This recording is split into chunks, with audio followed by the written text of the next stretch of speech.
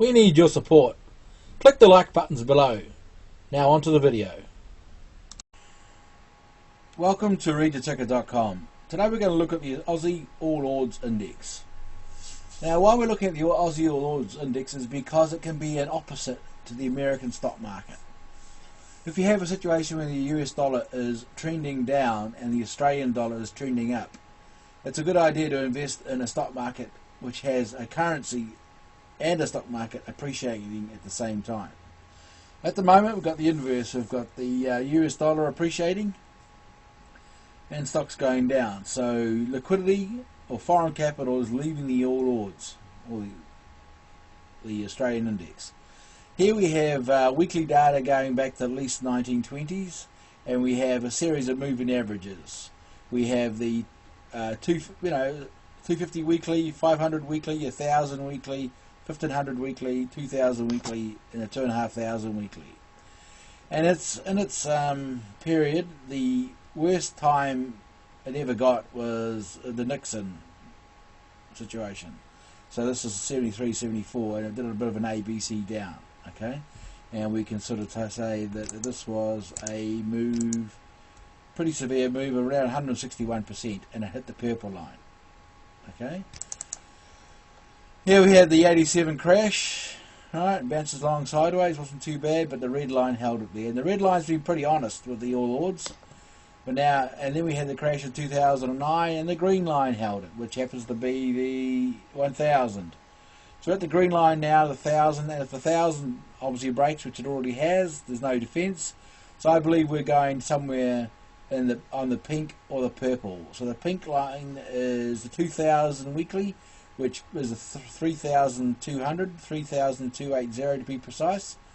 So, and the purple line is 3,990. So I don't believe liquidation is over. I think there's probably more fear in the market to be washed out. We need to have the light in the end of the tunnel on this virus situation. Now, where would there be light at the end of the tunnel on this virus situation? Obviously, it's the allocation of resources, it's a change in behaviour in society.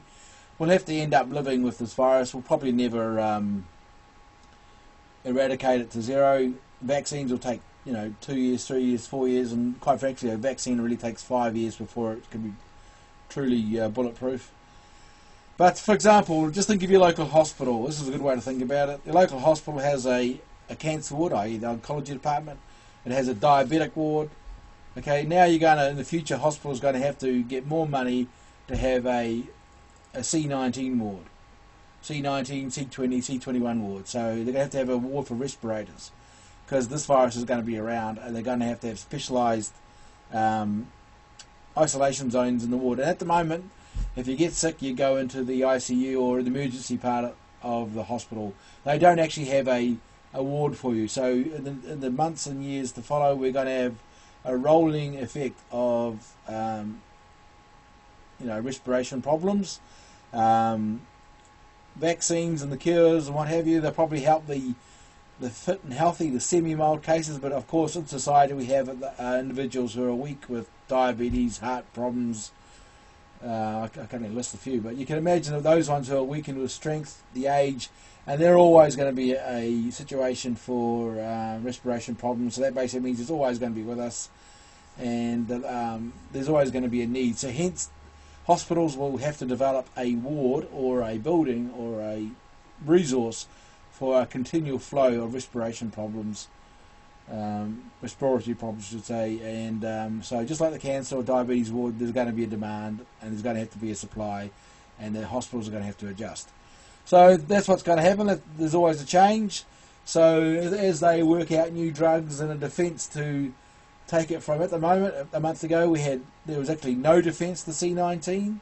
So then now there's the news of a possible defence of this malaria drug, and the months ahead there'll be treatments, and hopefully they can get some idea.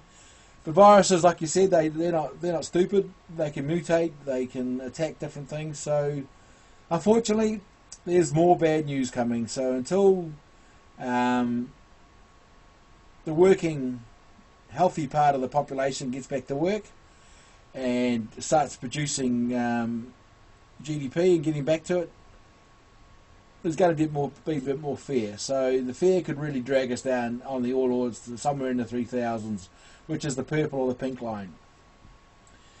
Now, obviously, a smash in asset prices can affect debt prices and what have you. So we have to wait and see how that affects it. But I really, somewhere in the 3000s should be okay. So if we go here with this low here, so that takes us, this low in 2009 was around there, which is, you know, like I said, the 3000 range. This low, 2001, 2002, takes us, you know, really low 3000s. It actually quite takes us close to 27. So low 3000s, I think the All Ords could bottom out. I hope it doesn't. I hope it bottoms out earlier than that. But I don't see a bounce like this situation here in 1987, because the economy held up pretty good and it was just a stock market adjustment. Here was a recession, but quite frankly here we might be getting a double dipper, a first double dipper since the 80s. So cycles come around, so that's what I'm sort of saying. I believe the demand will come in when the All Ords starts printing 3000 on the handle. I believe it's going to be something like a Nixon scare. The other thing too is that the All Ords, the Australian stocks, even though there's about 5, 6, 7,000 of them, there's only about 50 or 60 of them are really truly liquid and can handle institution buying and selling. So there's a lot of illiquidity in the Australian stock market. So I'm afraid the All Ords will probably be dragged down. Some stronger stocks might hold up, but such a hard smash down. If the economy was good, we'd get something like that. But the economy has already had its problems. The world economy has already got problems. We talk about the housing market. And the other thing I'd like to announce is that the Australian market, obviously mentioned the Australian market and the Australian economy lived off the Chinese demand. And quite frankly, if you think the Chinese real-time supply chain is going to exist after this virus thing, I think the word doing business with China and the trust factor has been severely damaged, so there's going to have to be a hedge against that. And that basically means if you're manufacturing in China or you're getting resources from China, you're going to have a second or third option, whether it's Mexico, Indonesia, Malaysia, or even Africa. Why not Africa? Why can't we development out of Africa? So there's going to be diversification out of China to hedge the risk, and because that trust has been broken. So there's going to be a lot of change going on. There's going to be a reindustrialization of manufacturing to local areas. But there's going to be this time gap before this all happens. You can imagine America when they reindustrialized at the beginning of World War II. You know, they made ships one a week. They made merchant ships one a week. They made destroyers one every 6 weeks. And they made aeroplanes and tanks. So they'll be doing that with reindustrializing what they make in China. They'll be doing some reindustrialization of antibiotics and other critical parts back in America. So there's going to be this dull sort of slump while everything adjusts. We overcome this virus thing. That's the positive sign, but there's also going to be the adjustment to the supply chain, which may take a year or two, and reinvestment and law changes.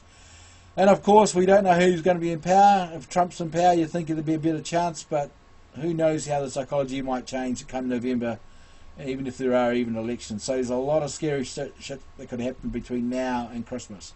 And that's how we could possibly get to the All Ords in 3000, is in the darkest moments, people will still sell and they'll hold off on the buying. That's why it goes lower, because the buyers will hold off until the bad news subsides. Thanks for watching. It's all go. Let's live and hope for the best. Thanks very much.